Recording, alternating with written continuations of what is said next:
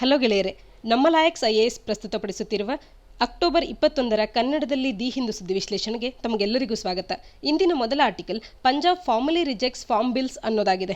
ಇದನ್ನು ನಾವು GS paper 2ನ ಅಡಿಯಲ್ಲಿ ಪೊಲಿಟಿ ಅಡಿಯಲ್ಲಿ ಅದರಲ್ಲೂ government policies and interventions for development in various sectors and issues arising out of their design and implementation ಅನ್ನುವಂಥ ಸಿಲೆಬಸ್ನ ಅಡಿಯಲ್ಲಿ ಓದ್ಕೊಳ್ಬೋದಾಗುತ್ತೆ.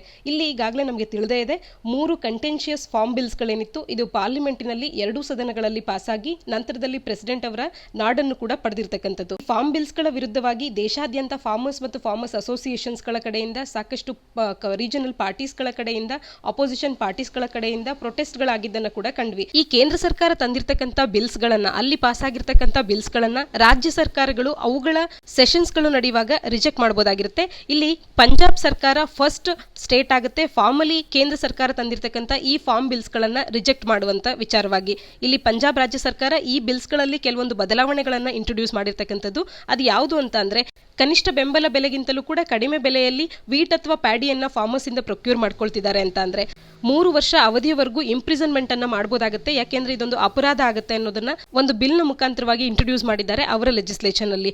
ಅದೇ ರೀತಿ ಹೋರ್ಡಿಂಗ್ ಪ್ರಾಬ್ಲಮ್ ಆಗಿರ್ಬೋದು, black marketing of agriculture produce ಗಳಾಗಿರ್ಬೋದು, ಈ ತೊಂದರೆಗಳು ಕೂಡ ಆಗದೇ ಇರುವಂತೆ ಲೆಜಿಸ್ಲೇಚರ್ಸ್ ಗಳನ್ನ ತಂದಿರತಕ್ಕಂಥದ್ದು.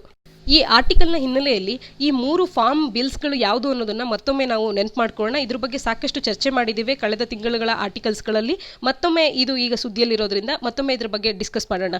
ಈ 3 ಫಾರ್ಮ್ ಬಿಲ್ಸ್ಗಳ ಬಗ್ಗೆ ನಮಗೆ ಡೀಟೇಲ್ ಆಗಿ ಗೊತ್ತಿರಬೇಕು. KPSC ಹಾಗೂ UPSC 2 ಮುಖ್ಯ ಪರೀಕ್ಷೆಗಳಲ್ಲಿ ಪ್ರಶ್ನೆಗಳು ಬರುವಂತ, ನೇರವಾಗಿ ಬರುವಂತ ಕೂಡ ಸಂಭವಗಳು ಇರುವಂತದ್ದು. ಇಲ್ಲಿ ಮೊದಲ ಬಿಲ್ ಅನ್ನು ನಾವು ನೋಡೋದಾದ್ರೆ, farmers produce trade and commerce promotion and facilitation bill 2020. ಈ ಒಂದು ಬಿಲ್ನ ಅಡಿಯಲ್ಲಿ ನಮಗೆ ಮುಖ್ಯವಾಗಿರ್ತಕ್ಕಂಥ ಕೀ ಪ್ರಾವಿಷನ್ಸ್ಗಳು ಯಾವುದು ಅಂತ ಆದಾಗ, ಇಂಟ್ರಾ ಸ್ಟೇಟ್ ಮತ್ತೆ ಇಂಟರ್ ಸ್ಟೇಟ್ ಟ್ರೇಡ್ ಅನ್ನ ಫಾರ್ಮರ್ಸ್ಗಳು ಔಟ್ಸೈಡ್ ದಿ APMCಗಳಲ್ಲಿ ಮಾಡಬಹುದು ಅನ್ನುವಂಥ ಒಂದು ಪ್ರಾವಿಷನ್ ಅನ್ನು ಹೊಂದಿದೆ. ಆದ್ರೆ ಇಲ್ಲಿರ್ತಕ್ಕಂಥ ಒಂದು ಸಮಸ್ಯೆ ಏನು ಅಂತ ಅಂದ್ರೆ, ಅಗ್ರಿಕಲ್ಚರ್ ಅನ್ನುವಂಥದ್ದು ಸ್ಟೇಟ್ ನ ಸಬ್ಜೆಕ್ಟ್ ಆಗಿರುವಂತದ್ದು. 7th ಶೆಡ್ಯೂಲ್ ನಲ್ಲಿ ಸ್ಟೇಟ್ ನ ಸಬ್ಜೆಕ್ಟ್ ಅಡಿಯಲ್ಲಿ ಅಗ್ರಿಕಲ್ಚರ್ ಬರುತ್ತೆ. ಅಂದ್ರೆ ಅಗ್ರಿಕಲ್ಚರ್ ಮಾರ್ಕೆಟಿಂಗ್ ಗೆ ಸಂಬಂಧಪಟ್ಟಂತ ವಿಚಾರಗಳನ್ನ ರಾಜ್ಯ ಸರ್ಕಾರದವರು ನಿರ್ಧಾರಗಳನ್ನ ತಗೊಳ್ಬೇಕಾಗಿರ್ತಿತ್ತು. ಆದ್ರೆ ಇಲ್ಲಿ ರಾಜ್ಯ ಸರ್ಕಾರಗಳಿಗೆ ಸಂಬಂಧಪಟ್ಟಂತ ಈ ರೀತಿಯಾದಂತ ಒಂದು ಬಿಲ್ ಅನ್ನ ಇಂಟ್ರೊಡ್ಯೂಸ್ ಮಾಡುವಾಗ ರಾಜ್ಯ ಸರ್ಕಾರಗಳನ್ನೇ ಆಗಲಿ, ಇನ್ನುಳಿದಂತ ಸ್ಟೇಕ್ ಹೋಲ್ಡರ್ಸ್ ಗಳಾದಂತ ಮಿಡ್ಲ್ ಮೆನ್ಸ್ ಗಳಾಗಿರ್ಬೋದು, ಅಗ್ರಿಕಲ್ಚರ್ APMC ಮಂಡೀಸ್ ಗಳಾಗಿರ್ಬೋದು, ಅಗ್ರಿಕಲ್ಚರ್ ಫಾರ್ಮರ್ಸ್ ಅಸೋಸಿಯೇಷನ್ಸ್ ಗಳಾಗಿರ್ಬೋದು, ಇವ್ರು ಯಾರನ್ನೂ ಕೂಡ ಭೇಟಿಯಾಗದೆ ಅವರ ಸಜೆಷನ್ಸ್ ಗಳನ್ನ ಕೇಳದೆ ಈ ರೀತಿ ತಿದ್ದುಪಡಿಗಳನ್ನ ತರ್ತಾ ಇರ್ತಕ್ಕಂಥದ್ದು ಸರಿಯಲ್ಲ ಅಂತ ಹೇಳಿ ಸಾಕಷ್ಟು ಪ್ರೊಟೆಸ್ಟ್ ಗಳನ್ನ ನಡೆಸ್ತಾ ಇರ್ತಕ್ಕಂಥದ್ದು. ಇಲ್ಲಿ APMC ಮಾರ್ಕೆಟಿನ ಹೊರಗಡೆ ನಡೆಯುವಂತ ಯಾವುದೇ ರೀತಿಯಾದಂತ ಅಗ್ರಿಕಲ್ಚರ್ ಟ್ರೇಡ್ ಗಳಾಗಿರ್ಬೋದು, ಅಗ್ರಿಕಲ್ಚರ್ ಪ್ರಾಡಕ್ಟ್ ಸಂಬಂಧಪಟ್ಟಂತ ಟ್ರೇಡ್ ಗಳಿಗೆ ಮಾರ್ಕೆಟ್ ಫೀ ಅನ್ನ ಅಥವಾ ಸೆಸ್ ಅನ್ನ ಇದುವರೆಗೂ ಕೂಡ ರಾಜ್ಯ ಸರ್ಕಾರಗಳು ಹಾಕಬಹುದಾಗಿತ್ತು. ಆದ್ರೆ ಈಗ ಆ ರೀತಿ ಸೆಸ್ ಅಥವಾ ಮಾರ್ಕೆಟ್ ಫೀ ಅನ್ನ APMC ಹೊರಗಡೆ ಆಗುವಂತ ಅಗ್ರಿಕಲ್ಚರ್ ಟ್ರೇಡ್ ಗೆ ಸಂಬಂಧಪಟ್ಟಂತೆ ಹಾಕುವಂತದನ್ನ ಪ್ರಾಹಿಬಿಟ್ ಮಾಡ್ತಾ ಇದೆ ಈ ಒಂದು ಬಿಲ್. ಮತ್ತು ಅಗ್ರಿಕಲ್ಚರ್ ಮಾರ್ಕೆಟಿಂಗ್ ಸ್ಟೇಟ್ ಸಬ್ಜೆಕ್ಟಿನ ಲಿಸ್ಟ್ ನಲ್ಲಿ ಇದ್ರೂ ಕೂಡ ಇದರ ವಿಚಾರವಾಗಿ ಕೇಂದ್ರ ಸರ್ಕಾರದವರು ರೂಲ್ಸ್ ಅಂಡ್ ರೆಗ್ಯುಲೇಷನ್ಸ್ ಅನ್ನ ಮಾಡುವಂತ ಪವರ್ ಅನ್ನು ಹೊಂದುವಂತ ಪ್ರಾವಿಷನ್ ಕೂಡ ಇದು ಹೊಂದಿರತಕ್ಕಂಥದ್ದು. ಹಾಗಾಗಿ ಇದು ಹೆಚ್ಚಿನ ವಿರೋಧವನ್ನ ಪಡ್ಕೊಳ್ತಾ ಇರುವಂತದ್ದು.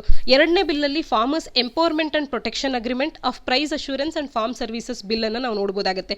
ಇಲ್ಲಿ ಮುಖ್ಯವಾಗಿ ಬರುವಂತದ್ದು ಕಾಂಟ್ರಾಕ್ಟ್ ಫಾರ್ಮಿಂಗ್ ಗೆ ಅವಕಾಶ ಮಾಡಿಕೊಡುವಂತ ಒಂದು ಬಿಲ್ ಆಗುತ್ತೆ.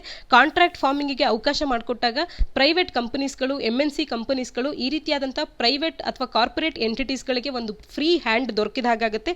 ಈ ಮೂಲಕ ನೆಗೋಷಿಯೇಷನ್ ಸಂದರ್ಭದಲ್ಲಿ, ಅಂದ್ರೆ ಆ ಒಂದು ಪ್ರೈಸ್ ನೆಗೋಷಿಯೇಷನ್ ಮಾತುಕತೆ ನಡೀತಾ ಇರುವಾಗ ನಮ್ಮ ಫಾರ್ಮರ್ಸ್ ಗಳಿಗೆ they might not be able to negotiate properly ಅಂತ ಸಂದರ್ಭದಲ್ಲಿ ಅವರಿಗೆ ಲಾಸ್ ಆಗುವಂತ ಪ್ರಮಾಣಗಳು ಅಥವಾ ಸಂಭವಗಳು ಹೆಚ್ಚಾಗಿರುತ್ತೆ. ಇನ್ನ ಕ್ವಾಲಿಟಿ ಆಸ್ಪೆಕ್ಟ್ ನ ಬಗ್ಗೆ ಇಬ್ಬರು ಕೂಡ, ಅಂದ್ರೆ ಫಾರ್ಮರ್ಸ್ಗಳು ಮತ್ತೆ ಇದನ್ನ ಕೊಂಡುಕೊಳ್ಳುವಂತವ್ರು ಈ ಪ್ರೈವೇಟ್ ಕಂಪನೀಸ್ಗಳು, ಇವರಿಬ್ಬರ ನಡುವೆ ಮುಂಚೆಯೇ ಮಾತುಕತೆ ಆಗಿರುತ್ತೆ. ಆದ್ರೂ ಕೂಡ ಕ್ವಾಲಿಟಿ ಮೀಟ್ ಆಗ್ತಿಲ್ಲ ಅನ್ನುವಂತ ಕಾರಣವನ್ನ ನೀಡಿ ಈ ಪ್ರಾಡಕ್ಟ್ಸ್ ಗಳನ್ನ ಕಡೆದಾಗಿ ಬಿಟ್ಟು ಹೋಗಬಹುದು. ಇಂಥ ಸಂಭವಗಳು ಬಂದಾಗ ಅವರಿಗೆ MSP ಗಿಂತಲೂ ಕೂಡ ಕಡಿಮೆ ಬೆಲೆಗೆ ಮಾರಾಟ ಮಾಡುವಂತದ್ದಾಗಬಹುದು, ಅಥವಾ MSCA ದಿನ ಕಳೆದಂತೆ ತನ್ನ ಒಂದು ಮೌಲ್ಯವನ್ನ ಕಳ್ಕೊಂಡು MSPನೇ ಇಲ್ಲದಂತೆ ಆಗ್ಬೋದು. ಇದರಿಂದ ಫಾರ್ಮರ್ಸ್ ಗಳಿಗೆ ಸಾಕಷ್ಟು ತೊಂದರೆಗಳಾಗುತ್ತೆ ಅನ್ನುವಂಥದ್ದು ಕೂಡ ಇದರಲ್ಲಿ ಇರತಕ್ಕಂಥ ಒಂದು ಮೇಜರ್ ಕನ್ಸರ್ನ್ಸ್ಗಳು. ಹಾಗೆ 3ನೇ ಒಂದು ಬಿಲ್ ಅನ್ನು ನೋಡಿದಾಗ ಎಸೆನ್ಷಿಯಲ್ ಕಮೋಡಿಟೀಸ್ ಅಮೆಂಡ್ಮೆಂಟ್ ಬಿಲ್, ಅಗತ್ಯ ವಸ್ತುಗಳ ಬಗ್ಗೆ ಇರತಕ್ಕಂಥ ಈ ಬಿಲ್ ಏನಿದೆ ಇದರಲ್ಲೂ ಕೂಡ ತಿದ್ದುಪಡಿಗಳನ್ನ ತರ್ತಾ ಇದ್ದಾರೆ ಈ 2020ರಲ್ಲಿ. ಇದುವರೆಗೂ ಕೂಡ ಸ್ಟಾಕ್ ಲಿಮಿಟ್ ಅನ್ನು ಮಾಡೋದಕ್ಕೆ ಇದ್ದಂತ ಪ್ರಾವಿಷನ್ಸ್ ಗಳನ್ನ ಇನ್ನು ಕೂಡ ತಿದ್ದುಪಡಿಯನ್ನ ಮಾಡಲಾಗಿರ್ತಕ್ಕಂಥದ್ದು. ಈಗ ಸ್ಟಾಕ್ ಲಿಮಿಟ್ ಅಂತ ಅಂದ್ರೆ ಯಾವುದೇ ಒಂದು ಪ್ರಾಡಕ್ಟ್ ಅನ್ನ ಹೆಚ್ಚಿನದಾಗಿ ಶೇಖರಣೆ ಮಾಡಿ ಇಟ್ಕೊಳ್ಳುವಂಥದ್ದು. ಅಂತ ಸಂದರ್ಭದಲ್ಲಿ ಇಷ್ಟಕ್ಕಿಂತ ಹೆಚ್ಚಿನ ಮಟ್ಟದಲ್ಲಿ ಶೇಖರಣೆಯನ್ನು ಮಾಡುವಂತಿಲ್ಲ ಅಂತ ಹೇಳಿ ಸ್ಟಾಕ್ ಲಿಮಿಟ್ ಅನ್ನು ಮಾಡುವಂಥದ್ದನ್ನ ನೋಡ್ಬೋದಾಗುತ್ತೆ. ಈ ರೀತಿ ಸ್ಟಾಕ್ ಲಿಮಿಟ್ ಮಾಡುವಾಗ ಹಾರ್ಟಿಕಲ್ಚರ್ ಕ್ರಾಪ್ಸ್ಗಳಿಗೆ ಒಂದು ವೇಳೆ ಕಳೆದ ಹಿಂದಿನ 5 ವರ್ಷಗಳ ಆವರೇಜ್ ಅನ್ನು ತೆಗೆದಾಗ ಆ 5 ವರ್ಷಗಳ ರಿಟೇಲ್ ಪ್ರೈಸಿನ ಆವರೇಜ್ಗಿಂತಲೂ 100% ಹೆಚ್ಚಾಗಿದ್ರೆ, ಅಥವಾ ಹಿಂದಿನ 12 ತಿಂಗಳ ಪ್ರೈಸ್ ಏನಿತ್ತು ಆ ಪ್ರೈಸ್ಗಿಂತಲೂ 100% ರಿಟೇಲ್ ಪ್ರೈಸ್ ಹೆಚ್ಚಾಗಿದ್ರೆ ಮಾತ್ರವೇ ಸ್ಟಾಕ್ ಲಿಮಿಟ್ ಅನ್ನ ಆರ್ಡರ್ ಮಾಡಬಹುದು ಅಂತ ಹೇಳಿ ರಿಸ್ಟ್ರಿಕ್ಷನ್ ಅನ್ನು ಹಾಕ್ತಾ ಇರುವಂತದ್ದು. ಇನ್ನು ನಾನ್ ಪೆರಿಷಬಲ್ ವಿಚಾರಕ್ಕೆ ಬಂದಾಗ ಇವುಗಳಲ್ಲಿ 50%ಕ್ಕೂ ಹೆಚ್ಚು ಒಂದು ಬೆಲೆ ಅನ್ನುವಂಥದ್ದು ಹೆಚ್ಚಾದಾಗ ಮಾತ್ರವೇ ಸ್ಟಾಕ್ ಲಿಮಿಟ್ ಅನ್ನ ಇಂಪ್ಲೈ ಮಾಡಬಹುದು ಅಂತ ಹೇಳಿ ಹೇಳ್ತಾ ಇರುವಂತದ್ದು. ಇನ್ನು ಎಕ್ಸ್ಪೋರ್ಟ್ ನ ವಿಚಾರಕ್ಕೆ ಬಂದಾಗ ಎಕ್ಸ್ಪೋರ್ಟರ್ಸ್ ಗಳಿಗೆ ಯಾವುದೇ ಸ್ಟಾಕ್ ಲಿಮಿಟ್ ಅನ್ನುವಂಥದ್ದು ಅಪ್ಲಿಕಬಲ್ ಆಗಲ್ಲ ಅಂತ ಹೇಳಿ ಇರುವಂತ ಪ್ರಾವಿಷನ್ಸ್ಗಳು. ಈ ಎಲ್ಲ ಪ್ರಾವಿಷನ್ಸ್ಗಳು ಕೂಡ ಇಲ್ಲಿ ವಿರೋಧವನ್ನ ಪಡ್ಕೊಳ್ತಾ ಇರುವಂತ ಪ್ರಾವಿಷನ್ಸ್ಗಳಾಗುತ್ತೆ. ಒಟ್ಟಾರೆಯಾಗಿ ಈ ಫಾರ್ಮ್ ಬಿಲ್ಸ್ ಗಳನ್ನ ಇಂಟ್ರೊಡ್ಯೂಸ್ ಮಾಡೋದ್ರ ಮುಖಾಂತರವಾಗಿ ಎಪಿಎಂಸಿಗಳು ತಮ್ಮ ಮಹತ್ವವನ್ನು ಕಳ್ಕೊಳ್ತವೆ. ಎಂಎಸ್ಪಿ ಮುಂಬರುವಂತ ದಿನಗಳಲ್ಲಿ ಎಂಎಸ್ಪಿ ತನ್ನ ಮಹತ್ವವನ್ನು ಕಳ್ಕೊಂಡು ಎಂಎಸ್ಪಿಯೇ ಇಲ್ಲದಂತಾಗುವಂತ ಸಂಭವಗಳಿರುತ್ತೆ. ಈ ರೀತಿ ಆದಾಗ ಇದರಿಂದ ಎಲ್ಲ ರೈತ ಸಂಘಟನೆಗಳಿಗೆ, ರೈತರಿಗೆ ತೊಂದರೆಗಳಾದ್ರೂ ಕೂಡ ಅದರಲ್ಲೂ ಹೆಚ್ಚಿನ ಮಟ್ಟದಾಗಿ ಪಂಜಾಬ್ ಮತ್ತು ಹರಿಯಾಣದಂತ ರಾಜ್ಯಗಳಿಗೆ ಹೆಚ್ಚಿನದಾಗಿ ತೊಂದರೆ ಆಗುತ್ತೆ ಅಂತೇಳಿ ಪಂಜಾಬಿನ ಶಿರೋಮಣಿ ಅಕಾಲಿ ದಳ್ ಅನ್ನುವಂಥವರು ಬಿಜೆಪಿಯ ಒಂದು ಅಲೈಯಾಗಿ ಸಾಕಷ್ಟು ವರ್ಷಗಳಿಂದ ಇದ್ರೂ ಕೂಡ ಇದನ್ನ ಸಾಕಷ್ಟು ವಿರೋಧವನ್ನ ಮಾಡಿದ್ರು. ಆದ್ರೂ ಕೂಡ ಈ ಬಿಲ್ಸ್ ಗಳನ್ನ ಪಾಸ್ ಮಾಡಿದ್ದರ ಹಿನ್ನೆಲೆಯಲ್ಲಿ ಮೊದಲಿಗೆ ಹರ್ಸಿಮ್ರತ್ ಕೌರ್ ಅವರು ತಮ್ಮ ಒಂದು ಮಿನಿಸ್ಟರ್ ಪದವಿಗೆ ರಾಜೀನಾಮೆಯನ್ನ ನೀಡಿದ್ರು. ನಂತರದಲ್ಲಿ ಶಿರೋಮಣಿ ಅಕಾಲಿ ದಳ್ ಬಿಜೆಪಿಯ ಒಂದು ಅಲೆಯಾಗಿದ್ದಂತ ಎನ್ಡಿಎ ಇಂದ ಹೊರಬಂದದಂತ ಕೂಡ ನಾವು ಕಾಣಬಹುದಾಗುತ್ತೆ. ಯಾಕೆಂದ್ರೆ ಪಂಜಾಬ್ ರಾಜ್ಯಕ್ಕೆ ಅತಿ ಹೆಚ್ಚು ಇದರಿಂದ ಹೊಡೆತ ಅನ್ನುವಂಥದ್ದು ಆಗುತ್ತೆ ಅಂತ ಹೇಳಿ ಅವರು ಭಾವಿಸುವಂಥದ್ದು. ಈ ಎಲ್ಲ ನಿಟ್ಟಿನಲ್ಲಿ formally Punjab is the first state to reject all these bills ಅಂತಾನೆ ಹೇಳ್ಬೋದು. ಪ್ರಿಲಿಮ್ಸ್ ನಲ್ಲಿ ಅಥವಾ ಕೆಪಿಎಸ್ಸಿ ಯಾವುದೇ ಪರೀಕ್ಷೆಗಳಲ್ಲಿ ನೇರವಾದಂಥ ಪ್ರಶ್ನೆಯನ್ನ ಕೇಳಿ ಫಾರ್ಮ್ ಬಿಲ್ಸ್ ಗಳನ್ನ ಫಾರ್ಮಲ್ ಆಗಿ ರಿಜೆಕ್ಟ್ ಮಾಡಿದಂತ ಮೊದಲ ರಾಜ್ಯ ಯಾವುದು ಅಂತ ಅಂದಾಗ ನಾವು ಪಂಜಾಬ್ ಅಂತ ಹೇಳಿ ಉತ್ತರವನ್ನ ಬರಿಬಹುದಾಗುತ್ತೆ. ಫಾರ್ಮ್ ಬಿಲ್ಸ್ ಗಳಲ್ಲಿ ಇರ್ತಕ್ಕಂಥ ಪ್ರಾವಿಷನ್ಸ್ ಗಳಾಗಿರ್ಬೋದು, ಅಲ್ಲಿರ್ತಕ್ಕಂಥ ಇಶ್ಯೂಸ್ ಗಳಾಗಿರ್ಬೋದು, ಮೈನ್ಸ್ ಪರ್ಸ್ಪೆಕ್ಟಿವ್ ನಲ್ಲಿ ಬಹಳನೇ ಇಂಪಾರ್ಟೆಂಟ್ ಆಗುತ್ತೆ. ಇದ್ರ ಬಗ್ಗೆ ನೀವು ಇವಾಗಲೇ ನೋಟ್ಸ್ ಮಾಡ್ಕೊಳ್ಳಿ.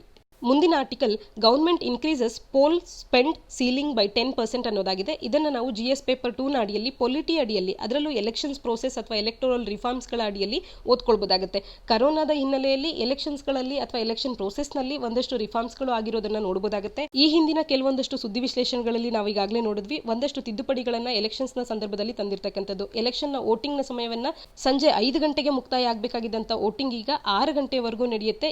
ಕೋವಿಡ್-19 ಪೇಷಂಟ್ಸ್ಗಳು ಕೂಡ ಬಂದು ಓಟ್ ಹಾಕೋದಕ್ಕೆ ಅನುಕೂಲ ಆಗಲಿ ಅನ್ನುವಂತ ಕಾರಣದಿಂದ ಇನ್ನು ವಯಸ್ಕರಿಗೆ ಅಂದ್ರೆ 60+ ಇರುವಂತವರಿಗೆ ಮತ್ತು ಅಂಗವಿಕಲರಿಗೆ ಮನೆಯಿಂದಲೇ ಓಟ್ ಹಾಕುವಂತ ಅವಕಾಶಗಳನ್ನ ಕೊಡುವಂತ ಫಾರ್ಮ್ಸ್ ಗಳನ್ನ ಈಗ ನೀಡಿರ್ತಕ್ಕಂಥದ್ದಾಗಿರ್ಬೋದು. ಈ ರೀತಿ ಕೆಲವೊಂದಷ್ಟು ತಿದ್ದುಪಡಿಗಳನ್ನ ಈಗಾಗಲೇ ಎಲೆಕ್ಷನ್ಸ್ ಪ್ರೊಸೀಜರ್ ನಲ್ಲಿ ಈ ಕೋವಿಡ್ ನ ಸಂದರ್ಭದಲ್ಲಿ ತರ್ತಾ ಇರ್ತಕ್ಕಂಥದ್ದು. ಇದಕ್ಕೆ ಮತ್ತೊಂದು ಸೇರ್ಪಡೆ ಏನು ಅಂತ ಅಂದ್ರೆ ತನ್ನ ಒಂದು ಸ್ಪೆಂಡಿಂಗ್ ಸೀಲಿಂಗ್ ಏನಿತ್ತು, ಈ ಸೀಲಿಂಗ್ ಅನ್ನ ಈಗ ಹೆಚ್ಚು ಮಾಡಿರ್ತಕ್ಕಂಥದ್ದು. ಲೋಕಸಭೆ ಮತ್ತು ವಿಧಾನಸಭೆಗೆ ನಡೆಯುವಂತ ಚುನಾವಣೆಗಳಲ್ಲಿ ಎಷ್ಟು ಹಣವನ್ನ ವ್ಯಯ ಮಾಡಬಹುದು, ಅದರಲ್ಲಿ 10% ಹೆಚ್ಚು ಹಣವನ್ನ ಈಗ ವ್ಯಯ ಮಾಡಬಹುದು ಅಂತ ಹೇಳಿ ಪೋಲ್ ಸ್ಪೆಂಡಿಂಗ್ ಅನ್ನ ಇನ್ನೂ 10% ನಷ್ಟು ತನ್ನ ಸೀಲಿಂಗ್ ಅನ್ನ ಹೆಚ್ಚು ಮಾಡಿರ್ತಕ್ಕಂಥದ್ದು. ಇದು ಎಲೆಕ್ಷನ್ ಕಮಿಷನ್ ರೆಕಮೆಂಡೇಶನ್ಸ್ ನ ಆಧಾರದ ಮೇಲೆ ಲಾ ಮಿನಿಸ್ಟ್ರಿಯವರು ಮಾಡಿರ್ತಕ್ಕಂಥದ್ದು. ಕಾರಣ ಏನ್ ನೀಡಿದ್ದಾರೆ ಅಂತ ಅಂದ್ರೆ ಕೋವಿಡ್-19 ನ ಪ್ಯಾಂಡಮಿಕ್ ಅನ್ನ ಇಂಪೋಸ್ ಮಾಡಿರುವಂತ ಒಂದು ದೃಷ್ಟಿಯಿಂದ ಈ 10% ನಷ್ಟು ಸ್ಪೆಂಡಿಂಗಿನ ಸೀಲಿಂಗ್ ಅನ್ನ ಹೆಚ್ಚು ಮಾಡಿರ್ತಕ್ಕಂಥದ್ದು ಅಂತದನ್ನ ಇಲ್ಲಿ ತಿಳಿಸ್ತಾ ಇದ್ದಾರೆ. ಲೋಕಸಭೆಗೆ ಈ ರಾಜ್ಯದ ಕ್ಯಾಂಡಿಡೇಟ್ಸ್ಗಳು ಇದುವರೆಗೂ 70 ಲಕ್ಷವನ್ನ ಖರ್ಚು ಮಾಡ್ತಿದ್ರೆ ಈಗ 77 ಲಕ್ಷದಷ್ಟು ಹಣವನ್ನ ಖರ್ಚು ಮಾಡಬಹುದು ಅಂತ ತಿಳಿಸ್ತಾ ಇದ್ದಾರೆ.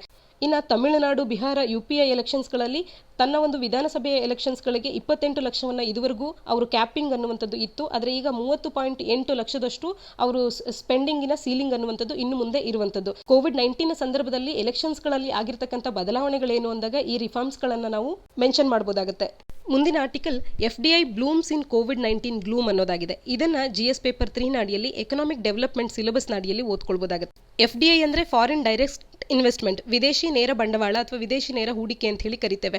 2020-21 ಸಾಲಿನ ಮೊದಲ ಕ್ವಾರ್ಟರ್ನಲ್ಲಿ ಅಂತ ಅಂದ್ರೆ ಏಪ್ರಿಲ್, ಮೇ, ಜೂನ್ ನ ಸಂದರ್ಭದಲ್ಲಿ ನಮ್ಮಲ್ಲಿ ಬಂದಂತ ಒಳಹರಿವು ಏನಿತ್ತು, ಫಾರಿನ್ ಡೈರೆಕ್ಟ್ ಇನ್ವೆಸ್ಟ್ಮೆಂಟ್ ಏನಿತ್ತು, ಇದು 60% ನಷ್ಟು ಶಾರ್ಪ್ ಕಾಂಟ್ರಾಕ್ಷನ್ ಅನ್ನು ಹೊಂದಿದ್ರು ಕೂಡ ಜುಲೈ ಮತ್ತು ಆಗಸ್ಟ್ ನ ಸಂದರ್ಭದಲ್ಲಿ ಸಾಕಷ್ಟು ಹೆಚ್ಚಿನ ಅಂತ ಅಂದ್ರೆ $20 ಬಿಲಿಯನ್ ಹೆಚ್ಚಿನ ಈಕ್ವಿಟಿ ಆಫ್ FDI ಅನ್ನ ನಾವು ಒಳಹರಿವು ಅನ್ನುವಂಥದ್ದು ಆಗಿರುವಂಥದ್ದು. ಈ ಕಾರಣದಿಂದ ನಮ್ಮಲ್ಲಿ ಭಾರತದಲ್ಲಿ ಕೋವಿಡ್-19 ಗ್ಲೂಮ್ ನ ಸಂದರ್ಭದಲ್ಲೂ ಕೂಡ FDI ಅನ್ನುವಂಥದ್ದು ಬ್ಲೂಮ್ ಆಗ್ತಾ ಇದೆ. ಅದರಲ್ಲೂ ಕೂಡ ಹೈ ಸ್ಟೇಕ್ಸ್ ಇನ್ವೆಸ್ಟ್ಮೆಂಟ್ಸ್ ಅನ್ನುವಂಥದ್ದು ಜಿಯೋನಲ್ಲಿ ಹೆಚ್ಚಾಗ್ತಿರುವಂತಹ ಕಾರಣದಿಂದ ಭಾರತಕ್ಕೆ ಒಟ್ಟಾರೆಯಾಗಿ FDI ಇನ್ಫ್ಲೋ ಅನ್ನುವಂಥದ್ದು ಹೆಚ್ಚಾಗಿದೆ ಅನ್ನೋದನ್ನ ನಮಗೆ ಈ ಆರ್ಟಿಕಲ್ ತಿಳಿಸ್ತಾ ಇರುವಂಥದ್ದು. ಯಾವುದೇ ಒಂದು ದೇಶದಲ್ಲಿ FDI ಹೆಚ್ಚಾಗ್ತಾ ಇದೆ ಅಥವಾ ಒಳಹರಿವು ನಮ್ಮಲ್ಲಿ ಹೆಚ್ಚಾಗ್ತಿದೆ ಅಂತ ಅಂದ್ರೆ ನಮ್ಮಲ್ಲಿ ಬರುವಂತಹ ಹಣ ಹೆಚ್ಚಾದಾಗ, ಇನ್ವೆಸ್ಟ್ಮೆಂಟ್ ಹೆಚ್ಚಾದಾಗ ನಮ್ಮಲ್ಲಿ ಎಂಪ್ಲಾಯ್ಮೆಂಟ್ ಹೆಚ್ಚಾಗುತ್ತೆ. ಇದರಿಂದ ನಮ್ಮ ಎಕಾನಮಿ ಕೂಡ ಬೂಸ್ಟ್ ಆಗುತ್ತೆ. ಸಾಕಷ್ಟು ಪಾಸಿಟಿವ್ಸ್ ಗಳಿರುತ್ತೆ ನಮ್ಮಲ್ಲಿ FDI ಹೆಚ್ಚಾದಂತ ಸಂದರ್ಭದಲ್ಲಿ. ನಮ್ಮ ಫಾರಿನ್ ಕರೆನ್ಸಿ ರಿಸರ್ವ್ಸ್ ಗಳು ಕೂಡ ಹೆಚ್ಚಾಗುವಂಥದ್ದು. ಈ ರೀತಿ ವಿದೇಶಿ ನೇರ ಹೂಡಿಕೆಯ ಒಂದು ಒಳಹರಿವು ಅನ್ನುವಂಥದ್ದು ಹೆಚ್ಚಾದಾಗ ನಮ್ಮ ಆರ್ಥಿಕತೆಯ ಮೇಲೆ ಒಂದು ಪಾಸಿಟಿವ್ ಇಂಪ್ಯಾಕ್ಟ್ ಅನ್ನು ಇದು ಉಂಟು ಮಾಡುತ್ತೆ. FDIಗೆ ಸಂಬಂಧಪಟ್ಟಂತೆ UPSC ಪ್ರಿಲಿಮ್ಸ್ನಲ್ಲಿ ಕೇಳಿರ್ತಕ್ಕಂಥ ಒಂದು ಪ್ರಶ್ನೆಯನ್ನು ನಾವು ನೋಡೋದಾದ್ರೆ, with respect to FDI in India which one of the following is considered its major characteristics ಅನ್ನುವಂಥ ಒಂದು ಪ್ರಶ್ನೆಯನ್ನು ಕೇಳಿದ್ದಾರೆ. ಈ ಕೆಳಗೆ ನೀಡಿರ್ತಕ್ಕಂಥ 4 ಆಪ್ಷನ್ಸ್ಗಳಲ್ಲಿ FDIಗೆ ಸರಿ ಹೊಂದುವಂಥ ಕ್ಯಾರೆಕ್ಟರಿಸ್ಟಿಕ್ ಯಾವುದು ಅನ್ನೋದನ್ನು ನಾವು ಗುರುತಿಸಬೇಕಾಗುತ್ತೆ. ಮೊದಲನೇ ಆಪ್ಷನ್ ಹೇಳುತ್ತೆ, it is the investment through capital instruments essentially in a listed company ಅಂತ ಹೇಳಿ.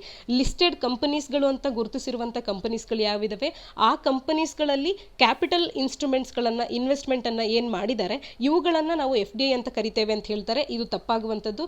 ಕೇವಲ ಲಿಸ್ಟೆಡ್ ಕಂಪನೀಸ್ಗಳಿಗೆ ಕ್ಯಾಪಿಟಲ್ ಇನ್ಸ್ಟ್ರೂಮೆಂಟ್ಸ್ಗಳ ಇನ್ವೆಸ್ಟ್ಮೆಂಟ್ ಅನ್ನು ಮಾಡುವಂಥದ್ದು ಮಾತ್ರವೇ FDI ಅಂತ ಕರೆಸ್ಕೊಳ್ಳಲ್ಲ. ಇದರ ಲಿಮಿಟ್ ಇನ್ನೂ ಜಾಸ್ತಿ ಇದೆ. ಹಾಗಾಗಿ ಇದು ತಪ್ಪಾಗುವಂಥದ್ದು. It is a largely non ಡೆಪ್ಟ್ ಕ್ರಿಯೇಟಿಂಗ್ ಕ್ಯಾಪಿಟಲ್ ಫ್ಲೋ ಅಂತ ಹೇಳುವಂಥದ್ದು. ಅಂದ್ರೆ ಬೇರೆ ರಾಷ್ಟ್ರಗಳಿಗಿಂತ ನಮಗೆ ಹೆಚ್ಚು ಹಣ ಅನ್ನುವಂಥದ್ದು ಒಳಹರಿವಾಗುತ್ತೆ, ಆದ್ರೆ ಇದನ್ನ ನಾವು ಸಾಲದ ರೂಪದಲ್ಲಿ ತಗೊಂಡಿರಲ್ಲ. ಇಟ್ ಈಸ್ ಲಾರ್ಜ್ಲಿ ನಾನ್ ಡೆಪ್ಟ್ ಕ್ರಿಯೇಟಿಂಗ್, ಅಂದ್ರೆ ಭಾರತದ ಮೇಲೆ ಯಾವುದೇ ಸಾಲದ ಹೊರೆಯನ್ನ ಹಾಕದೇ ಇರುವಂತ ಕ್ಯಾಪಿಟಲ್ ಇನ್ಫ್ಲೋ ಅಂತ ಹೇಳಿ ಇದು ಕರೆಸ್ಕೊಳ್ಳುತ್ತೆ. ಹಾಗಾಗಿ ಆಪ್ಷನ್ ಬಿ ಸರಿಯಾದಂತ ಉತ್ತರ ಆಗುತ್ತೆ. ಇನ್ನು ಮೂರನೇ ಆಪ್ಷನ್ ಅಲ್ಲಿ ಹೇಳ್ತಾರೆ, it is the investment which involves ಡೆಪ್ಟ್ ಸರ್ವಿಸಿಂಗ್ ಅಂತ ಹೇಳಿ. ಇಲ್ಲ, ಇದು ಡೆಪ್ಟ್ ಸರ್ವಿಸಿಂಗ್ ಅನ್ನ ಮಾಡೋದಕ್ಕೆ ಬರುವಂತ ಇನ್ವೆಸ್ಟ್ಮೆಂಟ್ ಅಲ್ಲ, ಹಾಗಾಗಿ ಇದು ಕೂಡ ತಪ್ಪಾಗುವಂಥದ್ದು. ಇನ್ನು ಕಡೆ ಆಪ್ಷನ್ ಅಲ್ಲಿ it is the investment made by the foreign institutional investors in the government securities ಅಂತ ಹೇಳುವಂಥದ್ದು. ಫಾರಿನ್ ಇನ್ಸ್ಟಿಟ್ಯೂಷನಲ್ ಇನ್ವೆಸ್ಟರ್ಸ್, ಈ FII ಬೇರೆ ಆಗುತ್ತೆ, FDI ಬೇರೆ ಆಗುತ್ತೆ. ಇಲ್ಲಿ FII ಫಾರಿನ್ ಇನ್ಸ್ಟಿಟ್ಯೂಷನಲ್ ಇನ್ವೆಸ್ಟರ್ಸ್ ಮಾಡಿರ್ತಕ್ಕಂಥ ಗವರ್ಮೆಂಟ್ ಸೆಕ್ಯೂರಿಟೀಸ್ಗಳಲ್ಲಿ ಮಾಡುವಂಥ ಇನ್ವೆಸ್ಟ್ಮೆಂಟ್ ಅನ್ನ FDI ಅಂತ ಕರಿತೇವೆ ಅಂತಾರೆ. ಇದು ಕೂಡ ತಪ್ಪಾಗುವಂಥದ್ದು. ಇಲ್ಲಿ ಒಟ್ಟಾರೆಯಾಗಿ ಆಪ್ಷನ್ ಬಿ ನಲ್ಲಿ ಲಾರ್ಜ್ಲಿ ನಾನ್ ಡೆಪ್ಟ್ ಕ್ರಿಯೇಟಿಂಗ್ ಕ್ಯಾಪಿಟಲ್ ಫ್ಲೋ ಅನ್ನ FDI ಅಂತ ಹೇಳಿ ಕರಿತೇವೆ ಅಂತ ಹೇಳ್ತಾ ಇರುವಂಥದ್ದು. ಇದು ಹೌದು, FDI ನ ಒಂದು ಕ್ಯಾರೆಕ್ಟರಿಸ್ಟಿಕ್ ಅಂತ ಕರೆಸ್ಕೊಳ್ಳೋದ್ರಿಂದ ಆಪ್ಷನ್ ಬಿ ಸರಿಯಾದ ಉತ್ತರ ಆಗುತ್ತೆ.